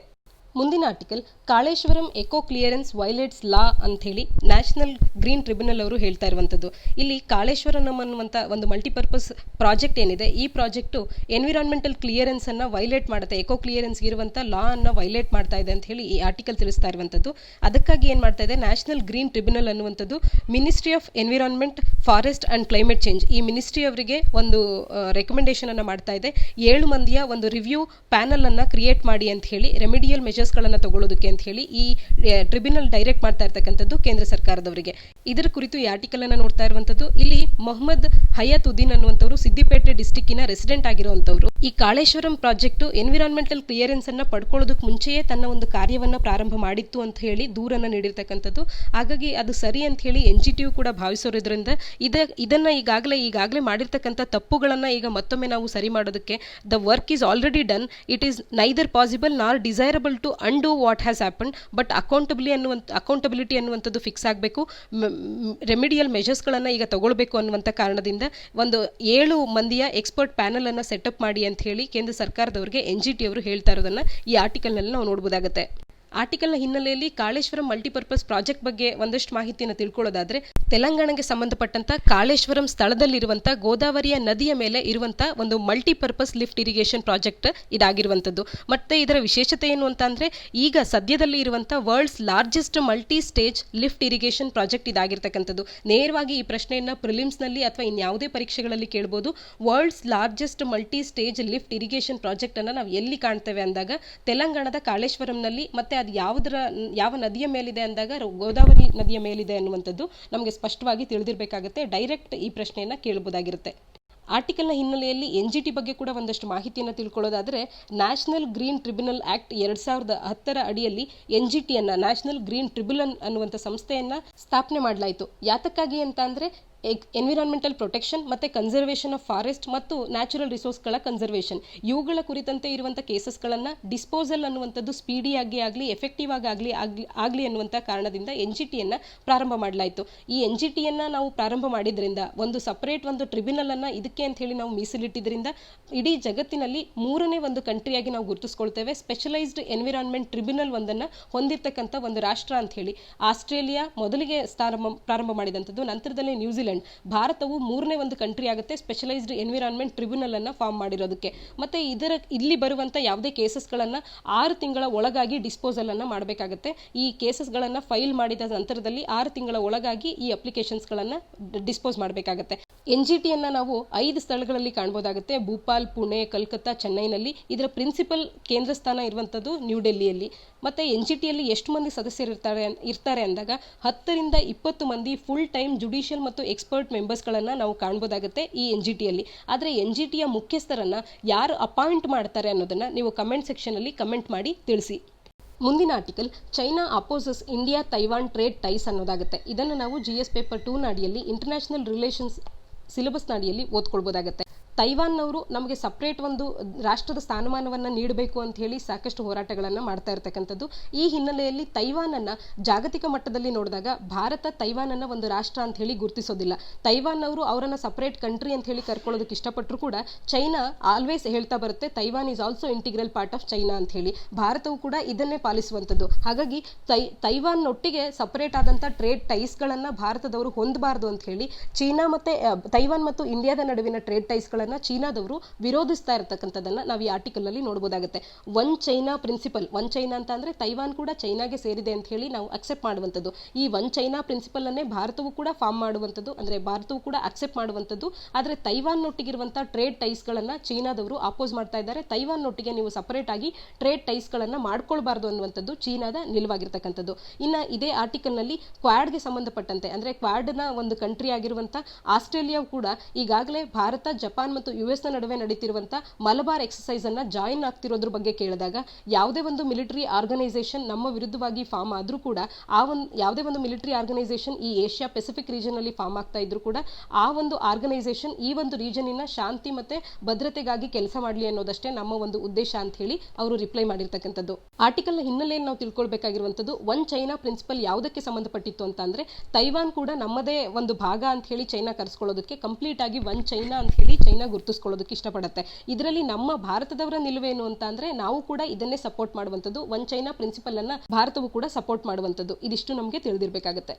ಎಡಿಟೋರಿಯಲ್ಸ್ಗಳನ್ನು ಡಿಸ್ಕಸ್ ಮಾಡೋಣ. ಇಂದಿನ ಮೊದಲ ಎಡಿಟೋರಿಯಲ್ ದ ಟ್ರಿಯಂಪ್ ಆಫ್ ಹೋಪ್ ಅನ್ನೋದಾಗಿದೆ. ಇದನ್ನು ನಾವು GS ಪೇಪರ್ 2 ಅಡಿಯಲ್ಲಿ ಇಂಟರ್ನ್ಯಾಷನಲ್ ರಿಲೇಷನ್ಸ್ ಸಿಲೆಬಸ್ ಅಡಿಯಲ್ಲಿ ಓದ್ಕೊಳ್ಬೋದಾಗುತ್ತೆ. ಇತ್ತೀಚೆಗಷ್ಟೇ ನ್ಯೂಜಿಲೆಂಡಿನ ಎಲೆಕ್ಷನ್ಸ್ಗಳು ಮುಗಿದಿದ್ದು ಈ ಎಲೆಕ್ಷನ್ಸ್ಗಳಲ್ಲಿ ಜಕಿಂದಾ ಅರ್ಡರ್ನ್ ಅವರು ಮತ್ತೊಮ್ಮೆ ಆಯ್ಕೆಯಾಗಿರ್ತಕ್ಕಂಥದ್ದು. ಈಕೆ ಒಬ್ಬರು ಮಹಿಳೆಯಾಗಿ ಕೂಡ ಸಾಕಷ್ಟು ಪ್ರಾಮುಖ್ಯತೆಯನ್ನು ಪಡ್ಕೊಳ್ಳುವಂಥ ಒಂದು ಲೀಡರ್ ಆಗಿ ಎಮರ್ಜ್ ಆಗ್ತಾ ಇರುವಂಥದ್ದನ್ನು ನಾವು ಕಾಣ್ಬೋದಾಗುತ್ತೆ. 2017ರಲ್ಲಿ ಮೊದಲಿಗೆ ಆಯ್ಕೆಯಾಗಿ ಬಂದಂಥವ್ರು ನಂತರದಲ್ಲಿ ಅವರಿಗೆ ಸಾಕಷ್ಟು ಸಾಲಾಗಿ ಬಂದಂಥ ಸವಾಲುಗಳನ್ನು ಎದುರಿಸಿ ಇವತ್ತು ಒಬ್ರು ಸ್ಟ್ರಾಂಗ್ ಲೀಡರ್ ಆಗಿ ಬೆಳೀತಾ ಇರ್ತಕ್ಕಂಥದ್ದು ಗ್ಲೋಬಲಿ. ಇವರು ಅವ್ರಿಗೆ ಮೊದಲಿಗೆ ಬಂದಂಥ ಪ್ರಾಬ್ಲಮ್ಸ್ಗಳು ಏನು ಅಂತ ಅಂದ್ರೆ ಕ್ರೈಸ್ಟ್ ಚರ್ಚಿನ ಮೇಲಾದಂಥ ಟೆರರಿಸ್ಟ್ ಅಟ್ಯಾಕ್ ಆಗಿರ್ಬೋದು, ವೈಟ್ ಐಲ್ಯಾಂಡ್ ವಾಲ್ಕನಿಕ್ ಎರಪ್ಷನ್ಸ್ಗಳಾಗಿರ್ಬೋದು, ಈಗ ಆಗಿರುವಂಥ COVID-19 ಔಟ್ಬ್ರೇಕ್ ಆಗಿರ್ಬೋದು, ಇವೆಲ್ಲವನ್ನು ಕೂಡ ಆಕೆ ಒಂದಷ್ಟು ಜವಾಬ್ದಾರಿಯುತ ಒಂದು ಸಿಟಿಸನ್ನ ರೀತಿಯಲ್ಲಿ ಆಕೆ ಹ್ಯಾಂಡಲ್ ಮಾಡಿರ್ತಕ್ಕಂಥದ್ದು. ಇನ್ನು ನ್ಯೂಜಿಲೆಂಡ್ನಲ್ಲಿ COVID-19 ಸಿಚುಯೇಷನ್ಗೆ ಬಂದಾಗ COVID-19 ನ್ಯೂಜಿಲೆಂಡಿನ ಪಾಪ್ಯುಲೇಷನ್ 5 ಮಿಲಿಯನ್ ಆಗಿದ್ರೆ ಕೇವಲ 25 ಮಂದಿ ಮಾತ್ರವೇ ಕೋವಿಡ್ನಿಂದ ಅಲ್ಲಿ ಡೆತ್ ಆಗಿರ್ತಕ್ಕಂಥದ್ದು. ಇದು it is one of the lowest fertility rates in the world ಅಂತ ಹೇಳಿ ಕರೆಸ್ಕೊಳ್ಳುವಂಥ ಕಂಟ್ರಿ ಆಗುತ್ತೆ. ಇಲ್ಲಿ ಕಮ್ಯುನಿಟಿ ಟ್ರಾನ್ಸ್ಮಿಷನ್ ಅನ್ನ ಕಂಪ್ಲೀಟ್ ಆಗಿ ಎಲಿಮಿನೇಟ್ ಮಾಡಿರ್ತಕ್ಕಂಥದ್ದು. ಸ್ಟ್ರಿಕ್ಟ್ ಲಾಕ್ಡೌನ್ಸ್ಗಳನ್ನು ಮೊದಲಿಗೆ ಇಂಪೋಸ್ ಮಾಡಿ ಈಗ ಎಲೆಕ್ಷನ್ಸ್ಗಳ ಸಮಯದಲ್ಲಿ ರಿಲೇಟಿವ್ ನಾರ್ಮಲ್ಸಿಯನ್ನ ಮತ್ತೊಮ್ಮೆ ಮರುಕಳಿಸಿರ್ತಕ್ಕಂಥದ್ದು. ಈ ಎಲ್ಲ ಕಾರ್ಯಗಳಲ್ಲಿ ಆಕೆ ಯಶಸ್ವಿಯಾಗಿ ಕೆಲಸ ಮಾಡಿರೋದ್ರಿಂದ ಅಲ್ಲಿ ಪ್ಯಾಂಡಮಿಕ್ ಡೆತ್ಸ್ಗಳು ಸಾಕಷ್ಟು ಕಡಿಮೆ ಸಂಖ್ಯೆಯಲ್ಲಿ ಆಗಿರುವಂಥದ್ದು. COVID-19 ಅನ್ನ ಎಷ್ಟು ಬೆಟರ್ ಮ್ಯಾನೇಜ್ಮೆಂಟ್ ಅನ್ನುವಂಥದ್ದು ಮಾಡಿದೆ ನ್ಯೂಜಿಲೆಂಡ್ ಸರ್ಕಾರ ಅನ್ನೋದನ್ನ ಇಲ್ಲಿ ತೋರಿಸ್ತಾ ಇರ್ತಕ್ಕಂಥದ್ದು. ಇತ್ತೀಚೆಗೆ ನಡೆದಿರ್ತಕ್ಕಂಥ ಈ ಎಲೆಕ್ಷನ್ ನಲ್ಲಿ ಆಕೆ ಒಂದು ಪಾರ್ಟಿ ಆಗಿರುವಂಥ ಲೆಫ್ಟ್ ಲೇಬರ್ ಪಾರ್ಟಿ 49.1% ನಷ್ಟು ವೋಟ್ಸ್ ಗಳನ್ನ ಪಡೆಯೋದ್ರ ಮುಖಾಂತರವಾಗಿ 120 ಮಂದಿ ಇರ್ತಕ್ಕಂಥ ಅವರ ಒಂದು ಪಾರ್ಲಿಮೆಂಟ್ ನಲ್ಲಿ 64 ಸೀಟ್ಸ್ ಗಳನ್ನ ಇವರದ ಒಂದೇ ಪಾರ್ಟಿ ಪಡ್ಕೊಂಡಿರ್ತಕ್ಕಂಥದ್ದು. ಲೇಬರ್ ಪಾರ್ಟಿಯ ಅಂದ್ರೆ ಈ ಪಾರ್ಟಿಯ ಒಂದು ಗ್ರೇಟೆಸ್ಟ್ ವಿಕ್ಟರಿ ಅಂತಾನೆ ಕಳೆದ 50 ವರ್ಷಗಳಲ್ಲಿ ಈ ಒಂದು ಎಲೆಕ್ಷನಿನ ವಿಕ್ಟರಿಯನ್ನ ಅವರು ಕಾಣಬಹುದಾಗುತ್ತೆ. ಮಾರ್ಚ್ 2019ರಲ್ಲಿ ಕ್ರೈಸ್ಟ್ ಚರ್ಚ್ನ ಮೇಲೆ ಟೆರರಿಸ್ಟ್ ಅಟ್ಯಾಕ್ ಆದಂತ ಸಂದರ್ಭದಲ್ಲಿ ಅಲ್ಲಿ 51 ಮಂದಿ ಸಾವಿಗೀಡಾಗ್ತಾರೆ. ಅದರ ನಂತರದಲ್ಲೇ ನ್ಯೂಜಿಲೆಂಡ್ ಸರ್ಕಾರ ಆದಷ್ಟು ಶೀಘ್ರದಲ್ಲೇ ಒಂದು ಬಿಲ್ ಅನ್ನು ತಗೊಂಡು ಬರುತ್ತೆ. ಮೋಸ್ಟ್ ಅಸಾಲ್ಟ್ ಸ್ಟೈಲ್ ವೆಪನ್ಸ್ ಗಳೇನಿರುತ್ತೆ ಅವೆಲ್ಲವನ್ನ ಕೂಡ ಬ್ಯಾನ್ ಮಾಡುವಂಥದ್ದು. ಮುಸ್ಲಿಂ ಮೈನಾರಿಟಿಯನ್ನ ಸಾಕಷ್ಟು ಶೀಘ್ರದಲ್ಲೇ ರೀಚ್ ಔಟ್ ಮಾಡುವಂತ ಕಾರ್ಯವನ್ನ ಆಕೆ ಮಾಡುವಂಥದ್ದು. ಲೆಫ್ಟ್ ಲೇಬರ್ ಪಾರ್ಟಿಯ ಮುಖ್ಯವಾದಂತಹ ಒಂದು ಪೊಲಿಟಿಕಲ್ ಅಂಶಗಳು ಯಾವ್ದಿತ್ತು ಈ ಒಂದು ಮೇಜರ್ ವಿಕ್ಟರಿಯನ್ನ ಪಡೆಯೋದಕ್ಕೆ ಅಂತ ಅಂದ್ರೆ ಸೋಷಿಯಲಿ ಲಿಬರಲ್, ಎಕನಾಮಿಕಲಿ ಇನ್ಕ್ಲೂಸಿವ್ ಮತ್ತು ಪೊಲಿಟಿಕಲಿ ಡೆಮೊಕ್ರೆಟಿಕ್ ಅಂದ್ರೆ ಪ್ರಜಾಪ್ರಭುತ್ವ ವ್ಯವಸ್ಥೆಯನ್ನು ಎತ್ತಿ ಹಿಡಿಯುವಂಥದ್ದು, ಸಾಮಾಜಿಕವಾಗಿ ಲಿಬರಲ್ ಆಗುವಂಥದ್ದು ಮತ್ತೆ ಎಕನಾಮಿಕಲಿ ಎಲ್ಲರನ್ನೂ ಕೂಡ ಒಳಗೊಂಡುವಂತೆ ಅಭಿವೃದ್ಧಿಯನ್ನು ಪಡ್ಕೊಳ್ಳೋದಕ್ಕೆ ಎಕನಾಮಿಕಲಿ ಇನ್ಕ್ಲೂಸಿವ್ ಈ ಒಂದು ಪ್ರಿನ್ಸಿಪಲ್ಸ್ ಗಳ ಆಧಾರದ ಮೇಲೆ ಆಕೆಯ ಒಂದು ಎಲೆಕ್ಷನ್ ವಿಕ್ಟರಿ ಅನ್ನುವಂಥದ್ದು ಅನ್ನುವಂಥದ್ದು ದೊರಕಿದ್ದು ಅಂತಾನೆ ಹೇಳ್ಬೋದಾಗುತ್ತೆ. ಆದ್ರೆ ಇವರ ವಿರುದ್ಧವಾಗಿ ಅಲ್ಲಿನ ಆಪೋಸಿಷನ್ಸ್ಗಳು ಅಥವಾ ಆಪೋಸಿಷನ್ ಪಾರ್ಟೀಸ್ಗಳಾಗಿರ್ಬೋದು, ಕ್ರಿಟಿಕ್ಸ್ಗಳಾಗಿರ್ಬೋದು, ಅವರು ಯಾವ ರೀತಿಯ ಒಂದು ಕ್ರಿಟಿಸಿಸಮ್ ಅನ್ನ ಮಾಡ್ತಾರೆ ಅಂತ ಅಂದ್ರೆ ಏಪ್ರಿಲ್ನಿಂದ ಜೂನ್ನವರೆಗೂ 12.2% ಅಲ್ಲಿ ಕಾಂಟ್ರಾಕ್ಷನ್ ಅನ್ನ ಅಲ್ಲಿನ ಎಕಾನಮಿಯಲ್ಲಿ ನಾವು ಕಾಣಬಹುದಾಗುತ್ತೆ. ಈ ಒಂದು ಹೆವಿ ಎಕನಾಮಿಕ್ ಕಾಸ್ಟ್ ಅನ್ನ ಲಾಕ್ಡೌನ್ ಅನ್ನುವಂಥದ್ದು ಅಲ್ಲಿ ತಂದಿದೆ. ಇದನ್ನ ಹ್ಯಾಂಡಲ್ ಮಾಡೋದ್ರಲ್ಲಿ ಈಕೆ ಫೇಲ್ಯೂರ್ ಆಗಿದ್ದಾರೆ ಅಥವಾ ಇವರ ಒಂದು ಸರ್ಕಾರ ಫೇಲ್ಯೂರ್ ಆಗಿದೆ ಅಂತ ಹೇಳಿ ಕ್ರಿಟಿಸೈಸ್ ಅನ್ನ ಮಾಡ್ತಾ ಇರ್ತಕ್ಕಂಥದ್ದು. ಕೋವಿಡ್-19 ಸಂದರ್ಭದಲ್ಲಿ ಕಾಂಟ್ರಾಕ್ಷನ್ ಅನ್ನುವಂಥದ್ದು ಕೇವಲ ನ್ಯೂಜಿಲೆಂಡ್ ಅಷ್ಟೇ ಅಲ್ಲ, ಎಲ್ಲ ರಾಷ್ಟ್ರಗಳಲ್ಲೂ ಕೂಡ ಆಗಿರೋದನ್ನ ಕಾಣ್ತಿದ್ದೇವೆ. ಈ ಹಿನ್ನೆಲೆಯಲ್ಲಿ ಮುಂಬರುವಂತಹ ದಿನಗಳಲ್ಲಿ ಕೋವಿಡ್-19 ಅನ್ನುವಂಥದ್ದು is still a looming large threat ಆಗಿರೋದ್ರಿಂದ ಮುಂದಿನ ದಿನಗಳಲ್ಲಿ ಯಾವೆಲ್ಲ ಪಾಲಿಸೀಸ್ಗಳನ್ನ ತರೋದ್ರ ಮುಖಾಂತರವಾಗಿ ಆಕೆಯ ಕ್ರಿಟಿಕ್ಸ್ಗಳ ಮಾಡಿರ್ತಕ್ಕಂಥ ಕ್ರಿಟಿಸಿಸಮ್ಸ್ಗಳನ್ನ ಯಾವ ರೀತಿಯಾಗಿ ಆಕೆ ತೆಗೆದುಹಾಕೋದ್ರ ಮುಖಾಂತರವಾಗಿ ಆಕೆಯ ರೂಲಿಂಗ್ ಮುಂದೆ ಯಾವ ರೀತಿ ಇರುತ್ತೆ ಅನ್ನೋದನ್ನ ನೋಡಬೇಕಾಗುತ್ತೆ. ಇಲ್ಲಿ ನಾವು ಕಲಿಬೇಕಾಗಿರುವಂಥದ್ದು ಏನು ಅಂತ ಅಂದ್ರೆ ಇವರು ಕೋವಿಡ್-19 ಪ್ಯಾಂಡಮಿಕ್ ಅನ್ನ ಎಷ್ಟು ಚೆನ್ನಾಗಿ ಮ್ಯಾನೇಜ್ ಮಾಡಿದ್ದಾರೆ ಅನ್ನುವಂಥದ್ದನ್ನ ಬೆಸ್ಟ್ ಎಕ್ಸಾಂಪಲ್ ಅನ್ನ ಬರೆಯುವಂತ ಸಂದರ್ಭದಲ್ಲಿ ನ್ಯೂಜಿಲೆಂಡ್ ಅನ್ನ ಬೆಸ್ಟ್ ಎಕ್ಸಾಂಪಲ್ ಆಗಿ ನೀಡಬಹುದಾಗುತ್ತೆ. ಕೋವಿಡ್-19 ನ ಫೆಟಾಲಿಟಿ ರೇಟ್ ಅನ್ನುವಂಥದ್ದು ಇಡೀ ಜಗತ್ತಿನಲ್ಲಿ ಸಾಕಷ್ಟು ಕಡಿಮೆ ಇರೋದು ಅಂತ ಹೇಳಿ ನಾವು ಗುರುತಿಸಬಹುದಾಗುತ್ತೆ ಈ ಒಂದು ರಾಷ್ಟ್ರವನ್ನ. ಮತ್ತೆ ಇಲ್ಲಿರ್ತಕ್ಕಂಥ ಮೇನ್ ಪ್ರಿನ್ಸಿಪಲ್ಸ್ ಗಳನ್ನ ಕೂಡ ನಾವು ಅಳವಡಿಸಿಕೊಳ್ಬೇಕಾಗುತ್ತೆ. Socially liberal, economically inclusive, politically democratic ಈ ಪದಗಳನ್ನು ಕೂಡ ನಮ್ಮ ಮೇನ್ಸ್ ನಲ್ಲಿ ನಾವು ಬಳಸ್ಕೊಳ್ಬಹುದಾಗುತ್ತೆ. ಇನ್ನ ಕೆಪಿಎಸ್ಸಿ, ಎಫ್ಡಿಎ, ಎಸ್ಡಿಎನ್ ಅಂತ ಪರೀಕ್ಷೆಗಳಲ್ಲಿ ಅಥವಾ ಪಿಎಸ್ಐ ಅಥವಾ ಪಿಸಿ ನಂತ ಪರೀಕ್ಷೆಗಳಲ್ಲಿ ನೇರವಾಗಿ ಪ್ರಶ್ನೆಯನ್ನ ಕೇಳಬಹುದು. ಯಾರು ಇತ್ತೀಚೆಗಷ್ಟೇ ನ್ಯೂಜಿಲೆಂಡ್ ನಲ್ಲಿ ಆದಂತ ಎಲೆಕ್ಷನ್ಸ್ ಗಳಲ್ಲಿ ನ್ಯೂಜಿಲೆಂಡಿನ ಪಿಎಂ ಆಗಿ ಆಯ್ಕೆಯಾದಂತವ್ರು ಯಾರು ಅಂದಾಗ ಜಕಿಂದಾ ಅರ್ಡರ್ನ್ ಅನ್ನುವಂಥದ್ದು ನಮಗೆ ತಿಳಿದಿರಲಿ. ಮತ್ತೆ ಈ ಕೋವಿಡ್-19 ಸಂದರ್ಭದಲ್ಲಿ ಸಾಕಷ್ಟು ಹೆಸರು ಮಾಡಿದಂಥ ಮಹಿಳಾ ಲೀಡರ್ಸ್ಗಳು ಯಾರು ಜಗತ್ತಿನಲ್ಲಿ ಅಂದಾಗ ಜರ್ಮನ್ ಚಾನ್ಸಲರ್ ಆಗಿರ್ಬೋದು, ತೈವಾನಿನ ಲೀಡರ್ ಆಗಿರ್ಬೋದು, ನ್ಯೂಜಿಲೆಂಡಿನ ಪಿಎಂ ಆಗಿರುವಂತವರಾಗಿರ್ಬೋದು, ಇವರೆಲ್ಲರೂ ಕೂಡ ಮಹಿಳೆಯರಾಗಿದ್ರು ಕೂಡ ಕೋವಿಡ್-19 ಅನ್ನ ಮ್ಯಾನೇಜ್ ಮಾಡುವಲ್ಲಿ ಯಶಸ್ವಿಯಾಗಿದ್ದಾರೆ ಅನ್ನುವಂಥ ಕಾರಣದಿಂದ ಹೆಸರು ಪಡೆದಿರ್ತಕ್ಕಂಥ ಮಹಿಳೆಯರಾಗಿರುವಂಥದ್ದು. ಇಂದಿನ ಕಡೆ editorial the many bright spots on India's innovation horizon ಅನ್ನೋದಾಗಿದೆ. ಇದನ್ನು ನಾವು GS ಪೇಪರ್ 3 ಅಡಿಯಲ್ಲಿ ಸೈನ್ಸ್ ಅಂಡ್ ಟೆಕ್ನಾಲಜಿ ಅಡಿಯಲ್ಲಿ ಓದ್ಕೊಳ್ಬಹುದಾಗುತ್ತೆ. ಭಾರತ ಸರ್ಕಾರದವರು ಭಾರತದಲ್ಲಿ ಇನೋವೇಷನ್ ಅನ್ನ ಮಾಡೋದಕ್ಕೆ ಇರುವಂತಹ ಪೊಟೆನ್ಷಿಯಲ್ ಅನ್ನ ರೆಕಗ್ನೈಸ್ ಮಾಡೋದ್ರ ಮುಖಾಂತರವಾಗಿ ಒಂದು framework of collaboration, facilitation and regulation ಅನ್ನ ಒಂದು ಪ್ಲೇಸ್ ನಲ್ಲಿ ಪುಟಪ್ ಮಾಡಬೇಕು ಅನ್ನುವಂಥದ್ದು ಈ ಆರ್ಟಿಕಲ್ ನ ಒಟ್ಟಾರೆ ಆಶಯ ಆಗಿರ್ತಕ್ಕಂಥದ್ದು. ಆರ್ಟಿಕಲ್ ನಲ್ಲಿ ನಮ್ಮ ಭಾರತದಲ್ಲಿ ಇನ್ವೆನ್ಷನ್ಗೆ ಎಷ್ಟು ಮಹತ್ವವನ್ನು ಕೊಟ್ಟಿದ್ದೇವೆ, ಯಾವೆಲ್ಲ ರೀತಿಯಲ್ಲಿ ಭಾರತವು ಇನ್ವೆನ್ಷನ್ ನ ರಂಗದಲ್ಲಿ ಕೊಡುಗೆಯನ್ನು ನೀಡಿದೆ ಅನ್ನೋದನ್ನ ತಿಳಿಸ್ತಾ ಇರುವಂತದ್ದು. ಮೊದಲಿಗೆ ಝೀರೋವನ್ನ ಇನ್ವೆಂಟ್ ಮಾಡಿರೋದನ್ನ ಹಿಸ್ಟಾರಿಕಲ್ ಆಗಿ ನಾವು ನೆನಪಿಸ್ಕೊಳ್ಬಹುದಾಗುತ್ತೆ. ಝೀರೋ ಎಷ್ಟು ದೊಡ್ಡದಾದಂತ ಒಂದು ಇನ್ವೆನ್ಷನ್ ಭಾರತದ ಕಡೆಯಾಗಿ ಆಗಿದ್ದು ಅನ್ನೋದನ್ನ ಇಲ್ಲಿ ತಿಳಿಸ್ತಾ ಇರ್ತಕ್ಕಂಥದ್ದು. ಇನ್ನ ಇಂಟರ್ನೆಟ್ ವಿಚಾರಕ್ಕೆ ಬಂದಾಗ ಭಾರತದಲ್ಲಿ 700 ಮಿಲಿಯನ್ ಯೂಸರ್ಸ್ ಗಳನ್ನ ಸದ್ಯಕ್ಕೆ ಕಾಣ್ತೇವೆ. ಮುಂಬರುವಂತಹ ವರ್ಷಗಳಲ್ಲಿ ಇನ್ನೂ ಕೂಡ ಹೆಚ್ಚಾಗಬಹುದು. ಹಾಗಾಗಿ ಟೆಕ್ನಾಲಜಿ ಲೆಡ್ ಇನೋವೇಷನ್ಸ್ ಗಳಿಗೆ ಭಾರತದಲ್ಲಿ ಸಾಕಷ್ಟು ಪೊಟೆನ್ಷಿಯಲ್ ಇರೋದನ್ನ ನಾವು ಗುರುತಿಸಬೇಕಾಗುತ್ತೆ. ಇನ್ನ ಜಾಮ್ ಟ್ರಿನಿಟಿಯನ್ನ ಸಾಕಷ್ಟು ಮಂದಿ ಬಳಸ್ತಾ ಇದ್ದಾರೆ. ಜನ್ಧನ್ ಆಗಿರ್ಬೋದು, ಆಧಾರ್ ಆಗಿರ್ಬೋದು, ಮೊಬೈಲ್ ಆಗಿರ್ಬೋದು, ಈ ರೀತಿ ಹೆಚ್ಚಿನದಾಗಿ ಜನಗಳು ಟೆಕ್ನಾಲಜಿ ಆಧಾರಿತವಾಗ್ತಾ ಇದ್ದಾರೆ ಭಾರತದಲ್ಲೂ ಕೂಡ ಅನ್ನೋದನ್ನ ತಿಳಿಸ್ತಾ ಇರ್ತಕ್ಕಂಥದ್ದು. ಇನ್ನ ಎಐ ಅನ್ನ ಬಳಕೆ ಮಾಡಿಕೊಂಡು, ಆರ್ಟಿಫಿಷಿಯಲ್ ಇಂಟೆಲಿಜೆನ್ಸ್ ಅನ್ನ ಬಳಕೆ ಮಾಡಿಕೊಂಡು 2035ರ ಅಷ್ಟೊತ್ತಿಗೆ ನಮ್ಮ GDP ಅನ್ನುವಂಥದ್ದು $957 ಬಿಲಿಯನ್ ನಷ್ಟು ಹೆಚ್ಚಾಗುತ್ತೆ. ನಮ್ಮ GDP ಅನ್ನುವಂಥದ್ದು ಎಐ ಅನ್ನ ಬಳಕೆ ಮಾಡ್ಕೊಳ್ಳೋದ್ರ ಮುಖಾಂತರವಾಗಿ ಅಂತ ಹೇಳಿ ತಿಳಿಸ್ತಾ ಇರ್ತಕ್ಕಂಥದ್ದು. ಇನ್ನ ಅಮರ ಲಾ ಅನ್ನುವಂಥ ಒಂದು ಲಾನ ಬಗ್ಗೆ ಇಲ್ಲಿ ತಿಳಿಸ್ತಾ ಇದ್ದಾರೆ. ಇದನ್ನ ಸ್ಟ್ಯಾನ್ಫೋರ್ಡ್ ಕಂಪ್ಯೂಟರ್ ಸೈಂಟಿಸ್ಟ್ ಆಗಿರ್ತಕ್ಕಂಥ ರಾಯ್ ಅಮರ ಅವರು ಹೇಳುವಂಥದ್ದು. ಇವರ ಒಂದು ಲಾ ಏನ್ ಹೇಳುತ್ತೆ ಅಂತಂದ್ರೆ people tend to overestimate the impact of a new technology in the short run, but in the long run they try to underestimate the its impact ಅಂತ ಹೇಳಿ. ಅಂದ್ರೆ ಯಾವುದೇ ಒಂದು ಹೊಸ ಟೆಕ್ನಾಲಜಿ ಬಂದಾಗ, ಮೊದಲಿಗೆ ಅದು ಬಂದಾಗ ಪೀಪಲ್ ಎಲ್ಲ ಜನಗಳು ಏನ್ ಮಾಡ್ತಾರೆ, ಅದರ ಒಂದು ಇಂಪ್ಲಿಕೇಶನ್ಸ್ಗಳನ್ನ, ಅದರ ಒಂದು ಅಪ್ಲಿಕೇಶನ್ಸ್ಗಳನ್ನ, ಅದರ ಒಂದು ಇಂಪ್ಯಾಕ್ಟ್ ಅನ್ನ ಓವರ್ ಎಸ್ಟಿಮೇಟ್ ಮಾಡುವಂತ ಕಾರ್ಯವನ್ನು ಮಾಡ್ತಾರೆ. ಆದ್ರೆ ದಿನ ಕಳೆದಂತೆ ಅವುಗಳಿರ್ತಕ್ಕಂಥ ಇಂಪ್ಯಾಕ್ಟ್ ಅನ್ನ ಅಂಡರ್ ಎಸ್ಟಿಮೇಟ್ ಮಾಡುವಂತದನ್ನ ಮಾಡ್ತಾರೆ ಅನ್ನುವಂಥದ್ದನ್ನ ಅಮರ ಲಾ ತಿಳಿಸುತ್ತೆ. ಅಮರ ಲಾ ಅಂದ್ರೆ ಏನು ಅನ್ನೋದನ್ನ ನಾವು ಬಳಕೆ ಮಾಡ್ಕೊಳ್ಬಹುದು. ಇದನ್ನ ನಮ್ಮ ಉತ್ತರಗಳಲ್ಲಿ ಎಲ್ಲಾದ್ರೂ ನಾವು ಬಳಕೆ ಮಾಡಬಹುದು. ಇನ್ನ ಭಾರತದಲ್ಲಿ ಈ ವಿಚಾರದ ಬಗ್ಗೆ ಬಂದಾಗ ರೈಸ್ ಸಮ್ಮಿಟ್, ರೈಸ್ ಅಂತಂದ್ರೆ responsible AI, artificial intelligence for social empowerment, RAISE 2020 summit ಅನ್ನು ಕೂಡ ನಾವು ಅಕ್ಟೋಬರ್ನಲ್ಲಿ ಕಾಣುವಂಥದ್ದು.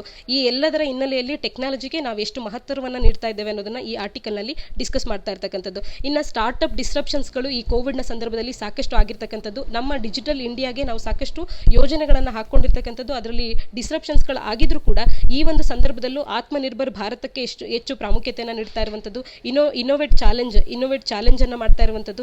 ಚಿಂಗಾರಿ ಅನ್ನುವಂಥದ್ದು with its video communication tools ಗಳನ್ನ ಬಳಕೆ ಮಾಡೋದ್ರ ಮುಖಾಂತರವಾಗಿ ಅದು ಕೂಡ ಈ ಸಂದರ್ಭದಲ್ಲಿ ಫೇಮಸ್ ಆಗಿರ್ತಕ್ಕಂಥದ್ದು. ತನ್ನ ಕೊಲಾಬರೇಟಿವ್ ಮ್ಯಾಪ್ಸ್ ಗಳ ಮುಖಾಂತರವಾಗಿ ಮ್ಯಾಪ್ ಮೈ ಇಂಡಿಯಾ ಕೂಡ ಫೇಮಸ್ ಆಗಿರ್ತಕ್ಕಂಥದ್ದು. ಈ ರೀತಿ ಈ ಕೋವಿಡ್-19 ನ ಪ್ಯಾಂಡಮಿಕ್ ನ ಸಂದರ್ಭದಲ್ಲೂ ಕೂಡ ಸ್ಟಾರ್ಟ್ಅಪ್ ಡಿಸ್ರಪ್ಷನ್ಸ್ ಗಳು ಆಗ್ತಾ ಇದ್ರು ಕೂಡ ಭಾರತದಲ್ಲಿ ಇನ್ನೋವೇಷನ್ಸ್ ಗಳಿಗೆ ಸಾಕಷ್ಟು ಪೊಟೆನ್ಷಿಯಲ್ ಅನ್ನುವಂಥದ್ದು ಇದೆ. ಮತ್ತೆ ಇನ್ನೋವೇಷನ್ ನಲ್ಲಿ ಭಾರತ ಅನ್ನುವಂಥದ್ದು ಹೆಚ್ಚಿನ ಬ್ರೈಟ್ ಸ್ಪಾಟ್ಸ್ ಗಳನ್ನ ಹೊಂದಿದೆ ಅನ್ನೋದನ್ನ ಇಲ್ಲಿ ತಿಳಿಸ್ತಾ ಇರ್ತಕ್ಕಂಥದ್ದು. ಒಟ್ಟಾರೆಯಾಗಿ ಸ್ಟೀಮ್ ಇಂಜಿನ್ಸ್ಗಳು ನಮಗೆ ಥರ್ಮೋಡೈನಮಿಕ್ಸ್ ಅನ್ನ ಅರ್ಥ ಮಾಡ್ಕೊಳ್ಳಾಗ ಮಾಡ್ತು. ಫ್ಲೈಟ್ಸ್ಗಳು ನಮಗೆ ಏರೋಡೈನಮಿಕ್ಸನ್ನು ಅರ್ಥ ಮಾಡಿಸಿದ್ವು. ಒಟ್ಟಾರೆಯಾಗಿ ಹೇಳೋದಾದರೆ ಇನೋವೇಷನ್ನ ಮೇಲೆ ನಾವು ಹೆಚ್ಚಿನದಾಗಿ ಫೋಕಸನ್ನು ಕೊಡಬೇಕಾಗುತ್ತೆ. ಎಸೆನ್ಷಿಯಲಿ ಇವು ನಮ್ಗೆ ಏನು ಮಾಡುತ್ತೆ ಅಂತಂದರೆ ಈಸ್ ಆಫ್ ಲಿವಿಂಗನ್ನು ಸಿಟಿಸನ್ಸ್ಗಳಿಗೆ ಹೆಚ್ಚು ಮಾಡುವಂಥದ್ದು, ನಮಗೆ ಹೆಚ್ಚಿನ ಸಮಯವನ್ನು ಒದಗಿಸುತ್ತೆ, ನಮ್ಮ ಹೆಲ್ತನ್ನು ಕಾಪಾಡುತ್ತೆ. ಈ ರೀತಿ ಸಾಕಷ್ಟು ಅಡ್ವಾಂಟೇಜಸ್ಸನ್ನು, ಗುಡ್ ಇಂಪ್ಲಿಕೇಶನ್ಸ್ಗಳನ್ನು ನಮ್ಮ ಲೈಫ್ನ ಮೇಲೆ ಇನೋವೇಷನ್ ಹೊಂದಿರೋದ್ರಿಂದ ಭಾರತವು ಇನೋವೇಷನ್ನ ಮೇಲೆ ಹೆಚ್ಚಿನ ಪ್ರಾಮುಖ್ಯತೆಯನ್ನು ಕೊಡಬೇಕು ಮತ್ತು ಸಾಕಷ್ಟು ಪೊಟೆನ್ಷಿಯಲನ್ನು ಇನೋವೇಷನಲ್ಲಿ ಭಾರತ ಹೊಂದಿದೆ ಅನ್ನೋದನ್ನು ಈ ಆರ್ಟಿಕಲ್ ನಮಗೆ ತಿಳಿಸ್ತಾ ಇರ್ತಕ್ಕಂಥದ್ದು. ಅಕ್ಟೋಬರ್ 18ರಂದು ನಾವು ಕೇಳಿದಂಥ ಪ್ರಶ್ನೆಗಳಿಗೆ ಉತ್ತರಗಳನ್ನು ಡಿಸ್ಕಸ್ ಮಾಡೋಣ. ಗ್ಲೋಬಲ್ ಹಂಗರ್ ಇಂಡೆಕ್ಸ್ ಅನ್ನು ಯಾರು ರಿಲೀಸ್ ಮಾಡ್ತಾರೆ ಅಂತ ಹೇಳಿ ನಾನು ಕೇಳಿದ್ದೆ. ವೆಲ್ತ್ ಹಂಗರ್ ಲೈಫ್ ಮತ್ತು ಕನ್ಸರ್ನ್ ವರ್ಲ್ಡ್ ವೈಡ್ ಇವರು ಗ್ಲೋಬಲ್ ಹಂಗರ್ ಇಂಡೆಕ್ಸ್ ಅನ್ನು ರಿಲೀಸ್ ಮಾಡುವಂಥದ್ದು. ಇದರ ಬಗ್ಗೆ ನಾವು ಅಕ್ಟೋಬರ್ 17ರ ಸುದ್ದಿ ವಿಶ್ಲೇಷಣೆಯಲ್ಲಿ ಸಾಕಷ್ಟು ಚರ್ಚೆಯನ್ನು ಕೂಡ ಮಾಡಿದ್ದೇವೆ. ಹೆಚ್ಚಿನ ಮಾಹಿತಿಗಾಗಿ ಆ ವಿಡಿಯೋವನ್ನು ನೀವು ನೋಡಬಹುದಾಗುತ್ತೆ. 2020ರಲ್ಲಿ ಭಾರತದ ರ್ಯಾಂಕಿಂಗ್ 107 ರಾಷ್ಟ್ರಗಳ ಪೈಕಿ 94ನೇ ರ್ಯಾಂಕ್ ಅನ್ನು ಪಡೆದಿರ್ತಕ್ಕಂಥದ್ದು. ಅದರಲ್ಲೂ ಚೈಲ್ಡ್ ಸ್ಟಂಟಿಂಗ್ನಲ್ಲಿ ಅತಿ ವರ್ಸ್ಟ್ ಕಂಟ್ರಿಯಾಗಿ ಪರ್ಫಾರ್ಮ್ ಮಾಡಿರ್ತಕ್ಕಂಥದ್ದು. ಭಾರತದ ಪರ್ಫಾರ್ಮೆನ್ಸ್ ಇಲ್ಲಿ ಸಾಕಷ್ಟು ವರ್ಸ್ಟ್ ಆಗಿದೆ ಅನ್ನೋದನ್ನ ನಾವು ನೋಡಬಹುದಾಗುತ್ತೆ. SDGಯ ಒಂದು ಗುರಿಯಾಗಿರ್ತಕ್ಕಂಥ ಹಂಗರನ್ನು 2030ರೊಳಗೆ ನಾವು ಎಂಡ್ ಮಾಡ್ತೇವೆ ಅಂತ ಏನಿದೆ, ಆ ಗುರಿಯನ್ನು ತಲುಪೋದಕ್ಕೆ ಭಾರತ ಇನ್ನು ಸಾಕಷ್ಟು ಶ್ರಮವನ್ನು ಹಾಕಬೇಕಾಗುತ್ತೆ ಅನ್ನೋದು ನಮಗೆ ಈ ರ್ಯಾಂಕಿಂಗ್ನಲ್ಲಿ ಗೊತ್ತಾಗುತ್ತೆ.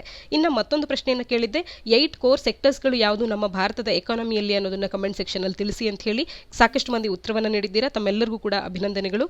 8 ಕೋರ್ ಸೆಕ್ಟರ್ಸ್ಗಳನ್ನು ಅವುಗಳ ವೆಯ್ಟೇಜ್ಗಳ ಆಧಾರದ ಮೇಲೆಯೇ ಇಲ್ಲಿ ಬರೆದಿದ್ದೇನೆ. ಮೊದಲಿಗೆ ಪೆಟ್ರೋಲಿಯಂ ಮತ್ತು ರಿಫೈನರಿ ಅತಿ ಹೆಚ್ಚು ವೆಯ್ಟೇಜ್ ಅನ್ನು ಹೊಂದಿರತಕ್ಕಂಥದ್ದು, ನಂತರದಲ್ಲಿ ಎಲೆಕ್ಟ್ರಿಸಿಟಿ ಜನರೇಷನ್ ಮತ್ತು ಸ್ಟೀಲ್, ನಂತರದಲ್ಲಿ ಕೋಲ್ ಬರುತ್ತೆ, ನಂತರದಲ್ಲಿ natural gas, crude oil production, cement production, ಕಡೆಯದಾಗಿ ಫರ್ಟಿಲೈಸರ್ಸ್. ಅತಿ ಕಡಿಮೆ ವೆಯ್ಟೇಜ್ ಅನ್ನು ಹೊಂದಿರತಕ್ಕಂಥದ್ದು ಫರ್ಟಿಲೈಸರ್ಸ್. ಈ 8 ಕೋರ್ ಇಂಡಸ್ಟ್ರೀಸ್ಗಳ ಇಂಡೆಕ್ಸ್ ಆಫ್ ಇಂಡಸ್ಟ್ರಿಯಲ್ ಪ್ರೊಡಕ್ಷನ್ನಲ್ಲಿ 40.27% ವೆಯ್ಟೇಜ್ ಅನ್ನು ಹೊಂದಿರುತ್ತೆ. ಈ 8 ಕೋರ್ ಇಂಡಸ್ಟ್ರೀಸ್ಗಳ ಪೈಕಿ ಯಾವುದು ಅತಿ ಹೆಚ್ಚು ವೆಯ್ಟೇಜ್ ಅನ್ನು ಹೊಂದಿದೆ, ಯಾವುದು ಕಡಿಮೆ ವೆಯ್ಟೇಜ್ ಅನ್ನು ಹೊಂದಿದೆ ಅಂತ ಹೇಳಿ ನೇರವಾಗಿ UPSC ಪ್ರಿಲಿಮ್ಸ್ನಲ್ಲಿ ಪ್ರಶ್ನೆಗಳನ್ನು ಕೇಳಬಹುದು. ಯಾವ ರೀತಿ ಅಂತಂದರೆ ಈ 4 ಅಥವಾ 5-6 ಇದರಲ್ಲಿರ್ತಕ್ಕಂಥ ಕೋರ್ ಸೆಕ್ಟರ್ಸ್ಗಳನ್ನು ನೀಡಿ ಇವುಗಳನ್ನು ಅಸೆಂಡಿಂಗ್ ಆರ್ಡರ್ನಲ್ಲಿ ಜೋಡಿಸಿ ಅಥವಾ ಡಿಸೆಂಡಿಂಗ್ ಆರ್ಡರ್ನಲ್ಲಿ ಜೋಡಿಸಿ ಅವುಗಳ ವೆಯ್ಟೇಜ್ಗೆ ಆಧಾರಿತವಾಗಿ ಅಂತ ಕೂಡ ಪ್ರಶ್ನೆಗಳನ್ನು ಕೇಳಬಹುದು. ಹಾಗಾಗಿ ಇದ್ರ ಬಗ್ಗೆ ನಿಮಗೆ ಸ್ಪಷ್ಟ ಮಾಹಿತಿ, ಇದೊಂದು ಕೋರ್ ಏರಿಯಾ ಆಗುತ್ತೆ, ಇದ್ರ ಬಗ್ಗೆ ಸ್ಪಷ್ಟ ಮಾಹಿತಿ ಇರಬೇಕಾಗುತ್ತೆ. ನಮ್ಮ ಈ ವಿಡಿಯೋ ನಿಮಗೆ ಇಷ್ಟ ಆಗಿದ್ರೆ ಇದನ್ನು ಲೈಕ್ ಮಾಡಿ, ಕಮೆಂಟ್ ಮಾಡಿ ಹಾಗೂ ನಮ್ಮ ಚಾನಲ್ಗೆ ಸಬ್ಸ್ಕ್ರೈಬ್ ಆಗೋದನ್ನು ಮರಿಬೇಡಿ. ನಾಳಿನ ಸುದ್ದಿ ವಿಶ್ಲೇಷಣೆಯೊಂದಿಗೆ ಮತ್ತೆ ಸಿಗೋಣ. ಧನ್ಯವಾದ.